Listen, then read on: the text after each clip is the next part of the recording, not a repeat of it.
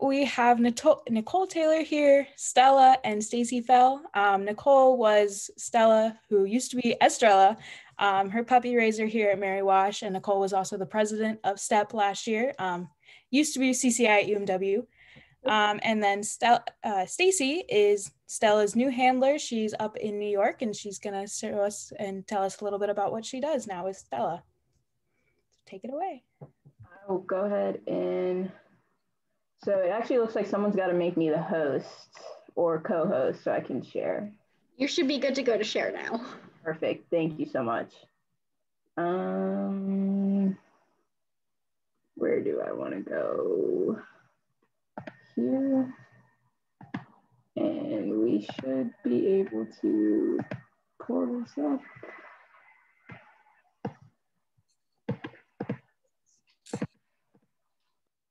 Perfect, can everyone see that?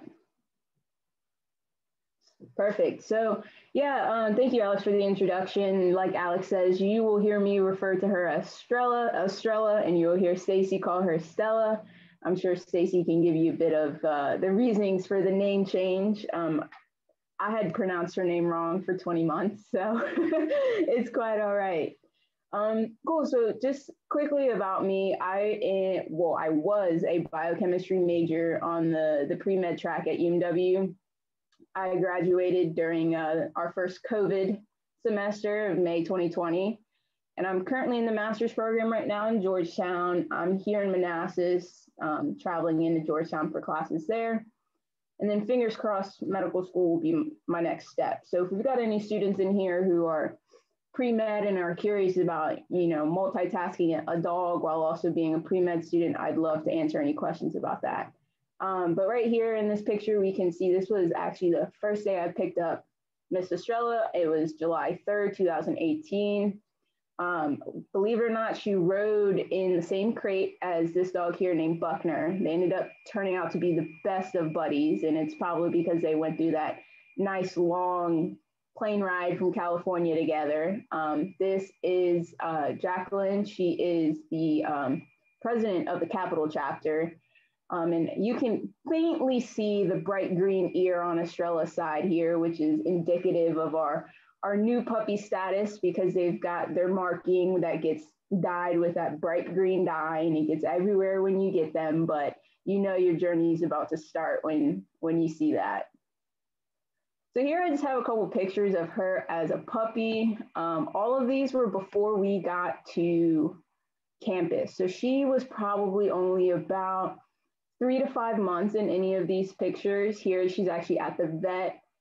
We're practicing a down while we're waiting for the vet. She was here getting her puppy shots so that we could, start bringing her more places. And I included this picture because this is actually her and I at an emergency vet, because although puppy raising is a lot of fun, stuff can happen, and it's most of the times you never quite expect it. And Miss Estrella gave us all a scare very young in life. They didn't exactly know what it was. They didn't exactly know the cause, but we spent a night or two here at the ER vet before school had even started. So I knew her and I were gonna be bonded, because that was a pretty early traumatic experience for us. And as I mentioned, I got her in July, which is a bit later in the season of college puppy raisers, because typically most college raisers want to get their dog in about May or early June, so they have a lot of time to potty train, crate train, start getting behaviors down for the classroom so that they have a more mature, more older dog come August. However, like I said, I was a pre-med student, so I was working in a research lab that summer that I was set to get a dog. And obviously working in a research lab is not, you're not able to do that with a puppy. So I pushed back my date until July. So when Estrella and I got to campus, she was only about 4.5 months old. And it was a struggle, she wasn't completely crate trained. So there was a lot of staying up late at night, and, but we had fun. We got through it anyways. So obviously, as you guys have probably heard from your current president and e-board, there's lots of training involved in raising our CCI puppies. Here you can see Myself and Estrella here off to the left, you can see she's nice and muddy. Most of these dogs at this time were under about 8 months. So we had let them run around and try to get some of that energy out before class had started. Here you can see your President Simone with her puppy Naya. And then we also have Chesney here with her puppy Nelson, who used to be a part of this club. And Nelson and Naya are brother and sister. But as you can imagine, you know, your life kind of revolves around training your CCI puppy. You know, any available moment you have to introduce them to training, you capitalize on that. And then obviously you have your monthly required training sessions at Old Dominion or Capital Chapter. And that's a really great opportunity for your dog to interact with other dogs and learn proper dog-on-dog behavior. Obviously, having puppies all under 8 months is made for a very interesting and very fun training class because they wanted to do everything but train. So again, just going on, I'm sure you've heard all about this, but there's a lot of daily care that goes into caring for your CCI puppy. You know, when they walk around campus with that CCI vest on, that logo is on their side. So you really want to make sure that you keep them up to a standard that CCI would expect you to. So that requires, you know, monthly baths, cutting nails, brushing hair, brushing teeth, and getting them used to a lot of these sort of things that people would bring their normal pet dog to a vet to get done, or a PetSmart or something. You do it on your own and you really kind of adjust them to that, because a lot of handlers, when they get their dog, due to whatever circumstance, you know, they may cut their nails, or they may brush them themselves, or they may brush their own teeth. So you really from a young age want to get them equipped and ready to be dealing with that. And you also want them to look as good as they can at all times. This is one of my favorite pictures here to the right. She's giving me those eyes like, please get me out of this bath and stop taking pictures of me. She was never the biggest fan of baths, as you can imagine, most dogs are not. So, you know, beyond the training and beyond everything involved in raising a puppy and doing all of the training, you get to have fun with them too. You know, you want them to get a lot of exercise outside of it.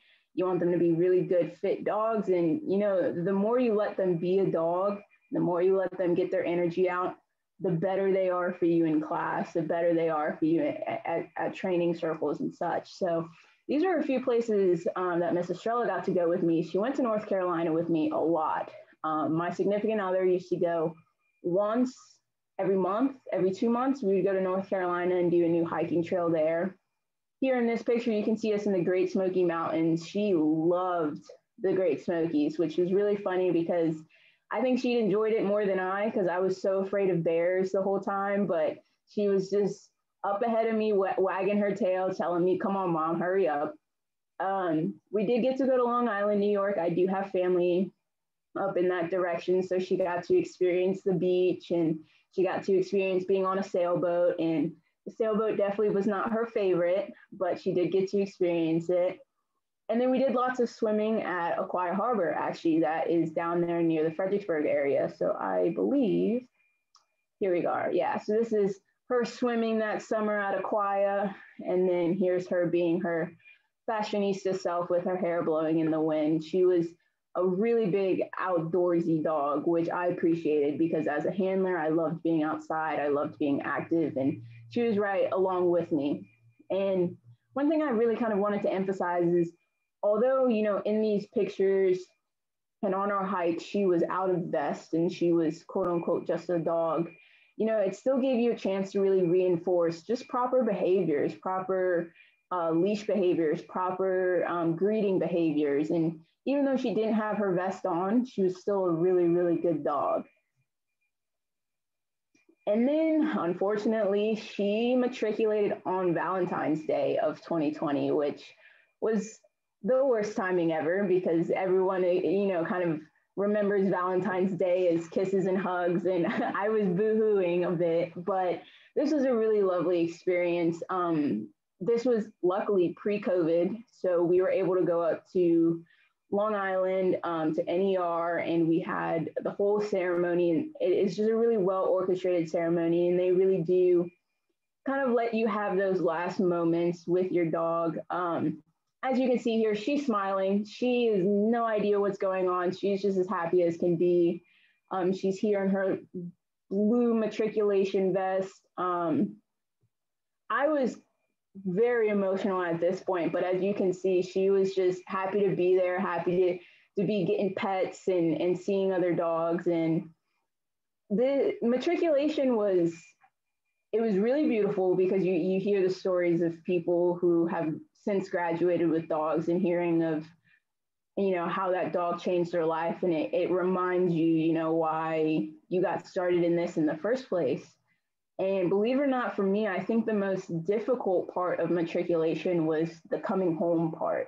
You know, going there and putting her into really good hands. You know, you felt like she was going to be safe and she was going to do what she was supposed to, and then you come home and you kind of have to readjust your life back into not having a dog, because they really do take all of your attention when you're training them, and you're putting so much effort into making sure that they can be the best dog possible. And then you come home and you're like, how do I reintegrate myself into this lifestyle where, you know, I don't have to, I can turn that switch off. And I remember the first night I came home, I woke up the next morning and like muscle memory went and unlocked the crate. And I was like, she's not there anymore. So it was definitely a heartwarming time, as I'm sure you've heard Simone say and Alex say, because they've since turned their puppies in as well. But you know, you're setting them in the right direction for their journey. So it's really exciting. And lastly, I just have a few tips for, you know, anyone who's debating on raising a puppy. And first being is that it's a full-time job. You know, when you're managing your schoolwork, your social life, family, and jobs, it really is a full-time job. And these dogs have a higher purpose than just being pets. So it's important to keep up with their training and to keep up with their monthly reports and to make sure they're hitting the milestones that they need to have, while at the same time making sure you maintain your schoolwork and having time for yourself and being able to see your family. You know, I was a pre-med student. I was also working full time, and it was a little stressful at points. And that kind of puts me in a bullet too, where it says, don't be afraid to ask for help. Simone and I got our puppies not too long apart from one another, and we were each other's backbones, because there are just some moments where you are exhausted. You know, you've got 3 tests, you have a dog that needs to be trained, and you have family that wants to see you, and it can become a little stressful. And that's why it's really important to not be afraid to ask for help. And the CCI family is huge. You know, anyone is willing to help you because we all want to see these dogs succeed. The third bullet point being, remember why you started. You know, sometimes as you start nearing the end, you start to sort of question why you put yourself through that. And you just have to remember that these dogs are here for a higher purpose, and that's why you started, and you wouldn't have it any other way. And then most importantly, enjoy them. You know, enjoy the time you do get to have with them. They're beautiful, wonderful dogs, and you just have to enjoy them and just take each day as they come. And with that, I will actually turn it over to Stacey. Nicole, I enjoyed that so much. It's really, I mean, it's very exciting for me to hear Nicole talk about her experiences with Estrella, Stella, because every single day I am grateful to Nicole and to CCI for this incredible gift. And it's exciting for me to hear, you know, the puppy stories and to hear about the training. And I just have to say, the bullet points that Nicole laid out, those are the same bullet points that I would probably put out for people who are thinking about becoming handlers. It's very parallel. It's so interesting for me to see that. So this is Estrella at CCI, like probably just, well, I guess actually this photo was taken probably in November, because she has her regular vest on at this point. And because, so there were all of these months from when she matriculated, where Nicole's photos leave off to me meeting her in November, where she was getting all that training at CCI. So CCI is, like Nicole said, just a really, really special place full of the most like compassionate, wonderful teachers and trainers. And that's one of their fields. That's, I took that picture or one of their yards for the dogs when I was there for, normally the training is 2 weeks for handlers, but because of COVID, they shortened it to 1 week for now at least. And that's, you know, when I was just getting to know Estrella and she's playing in one of their yards. The campus is really beautiful, especially for someone like me coming from the city. I was like, oh, this is like quite a retreat. Okay, so we can go to the next one. So that's actually like the moment that I met her.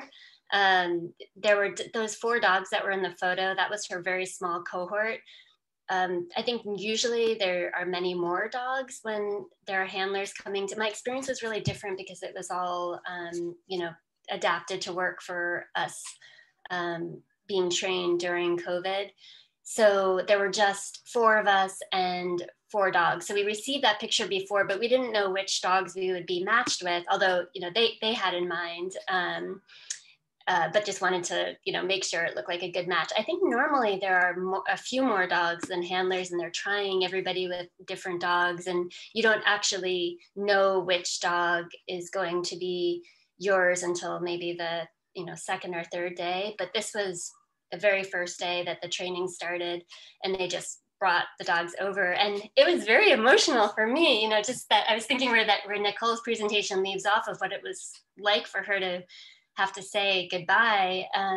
The process to become a handler was very involved. And from like me first starting to apply until this day was about 2 years. And when I told, you know, people chatting at CCI asking about how long the process was, and when I would say 2 years, so many people said, oh, that's it? That's so fast. So 3 to 5 years, I think, is more typical. But I was, 2 years felt like a, you know, a big deal. And I had my whole school community and my family like constantly like, is this going to happen? Is, you know, I don't know, we'll see, you know, just kind of moving through all the steps. So it was a big journey to get to this point for all of us. It was really exciting. Okay. So that is the front door of the school where I am a 7th grade humanities teacher. I co-teach a class with a special education teacher, and we have a mixed class of general education students and students who have IEPs, who have special education needs. And that's, so that's our front door, Tompkins Square Middle School. And that's coming into the building every morning, highlight for both of them. Stella loves to greet Officer Peralta, and yeah, she jumps up there. So that's her first command of the day at school usually. And that's inside the classroom. Oh, and just a word about the name change. So it's funny to hear, Nicole, for you to say, oh, I was saying her name, you know, this way for 20 months. So my first question was, is it Estrella or Estrella? And then I realized like people were saying it lots of different ways. And I was concerned also about so having a name that like it wasn't going to be clear for students, and especially some students with learning disabilities wanting a name that where there was you know, sound letter correspondence, like obvious sound letter correspondence. And so at CCI, they laid out a couple of names that were close enough that Estrella would recognize her name, but easier for students. And then of course, like it just wound up funny that that Stella and I both have these ST names, which has caused different confusion at the school. But anyway, that's a classroom. And this is just like a very typical scene of Stella bringing someone into the fold. So when I first applied and I laid, you know, you have to do a lot of like laying out your hopes and your plans. And one of the social workers at CCI said to me, you know, these dogs are amazing, but they're not going to teach your kids how to read. like they will help get them to the table, but they're not actually going to teach them to read. And I love this picture because it's true. Like as a, I've been teaching for almost 25 years. I know how to teach kids to read, but I can't always get them to the table because, there are a lot of, especially by middle school, a lot of emotional, social roadblocks. Stella can get them to the table in no time, or to the circle in this case, and then I can take it from there. So we're a good team. So school, I just said school is weird right now. I cannot wait until we get past this, but this is what school looks like right now. Everybody's very distanced and all of the teaching takes place over Zoom. So everybody's, in their like just, very much in their own box on Zoom and in their own space, and the earphones keep kind of kids disconnected in a way from the other people around them. And it's a challenge. So, and sometimes, because they're adolescents, like even when we want them to take breaks, they don't always want to get up. They're like, oh, I'm fine, I don't need a break. And Stella is so good at pulling them away from their screens. So when it's time for them to take breaks or for us to make a transition, her popping up, with Mahan here on the left, she's doing her lap command of going across her two front paws across his lap, and then over here at Maria's table that's up to draw them out, and it works every time. Again, they say no to me all the time. They do not say no to Stella. So again, right, like that's what it takes to get those laptops, closed a little bit. And just to engage. And then that's one of the teachers, one of my colleagues, a science teacher at the school. So she's not just good for kids' morale, she's amazing for teachers' morale too. It's a tough time to be, everything is tough, but it's tough in schools. It's not as fun as it should be. And Stella makes it more fun every day. Oh yeah, so this is, in addition to delivering love, here she is. That's a crate of books. There are poetry books in there. And so we do that. She's very good with her tug command. And so we walk down the hall and we go into different classrooms. And sometimes it's books, sometimes it's other things, snacks. And she's also very good at holding the book, which the kids love. So she's they think it's hilarious that she leaves, little dent marks with her teeth or drool. So worth it. There's not, school supplies, you think like, oh, teachers go crazy when anything happens to the books, but even my pickiest colleagues, they do not mind a little Stella damage in exchange for the engagement they get. She's also, the kids say, the best book rest in the world. Because she's good. She can outlast the kids, right? She does not move from their, that's the cover command.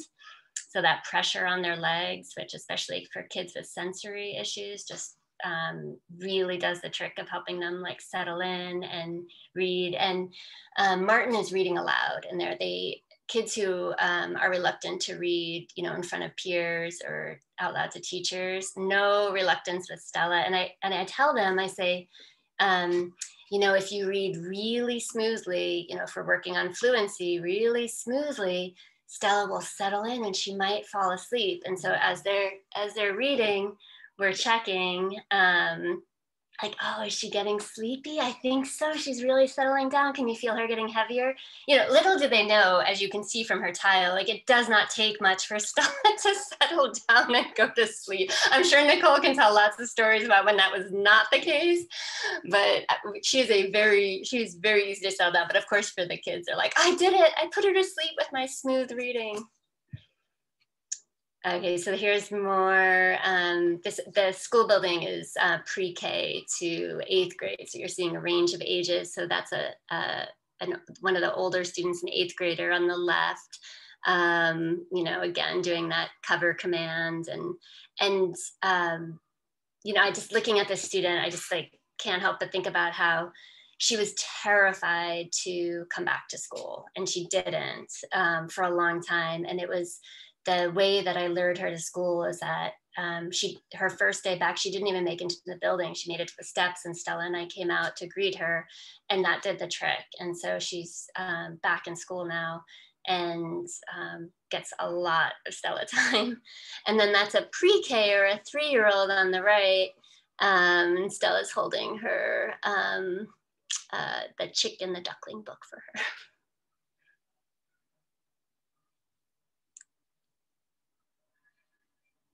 So this CCI let us know that this is a great game for if we have facility dogs. You know, I get so much ongoing professional development from CCI, and we had one just in January about, she's looking at me because I'm saying tug.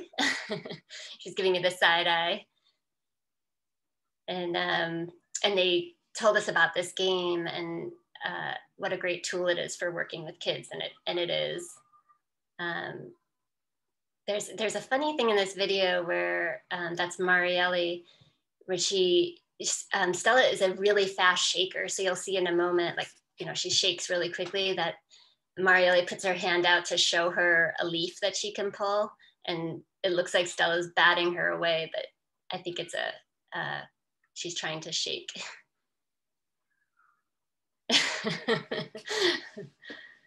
She was like, she punched me. I was like, no, she doesn't punch. She shakes.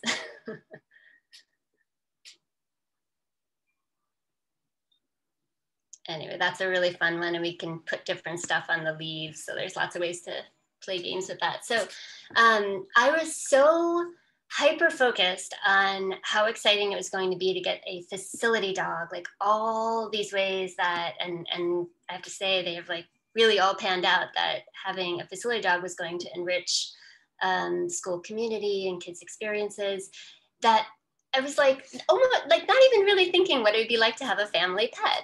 And part of that is, if you can believe this, I have never in my life had a pet. I'm almost 50 years old. I did not grow up with animals.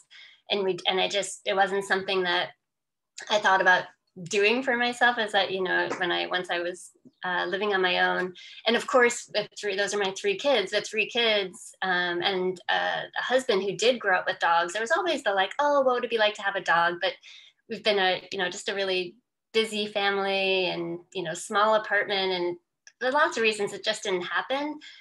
So that's a long time to live life without a pet. And I have to, like, I know that I feel like I'm down on the list for reasons why it's important that Stella be here, but I just have to say it has been amazing to have her in our life, especially because, you know, she came to us in November after, you know, we'd been dealing with COVID for a while, and I just can't imagine a better time for having that infusion of joy in our home.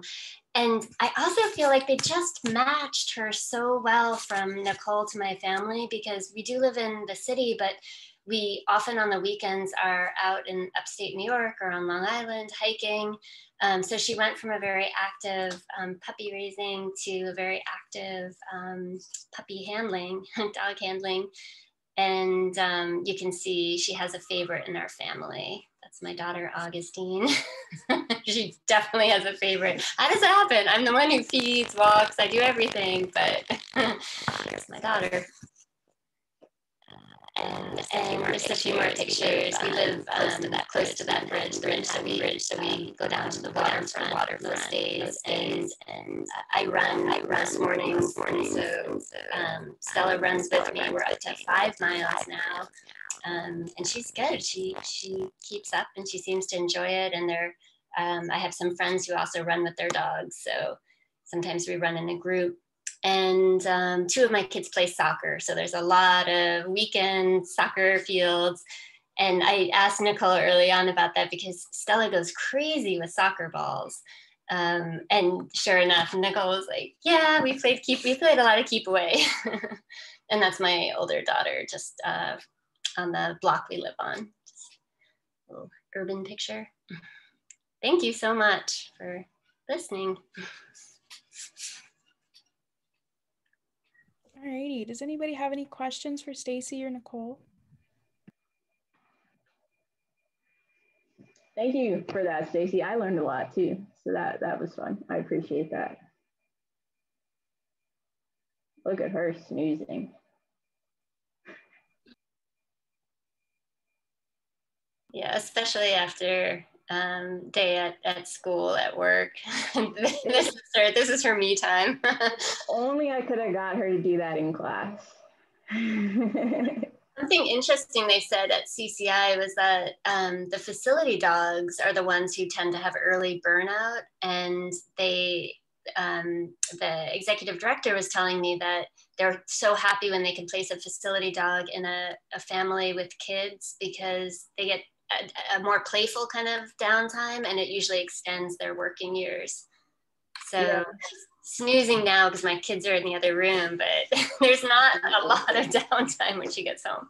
Yeah, I mean, when I was a student, obviously being a pre-med student, my schedule was pretty hustle and bustle at all points. So there are times she was in a classroom with me for 3 to 5 hours and she couldn't get up and go anywhere, So we definitely had lots of dog time, vest off, let's enjoy some time alone. But yeah, if only I could have gotten her to sleep like that in class, would have went a little bit smoother. She always liked to peek and make sure people were doing okay on their work and stuff in class.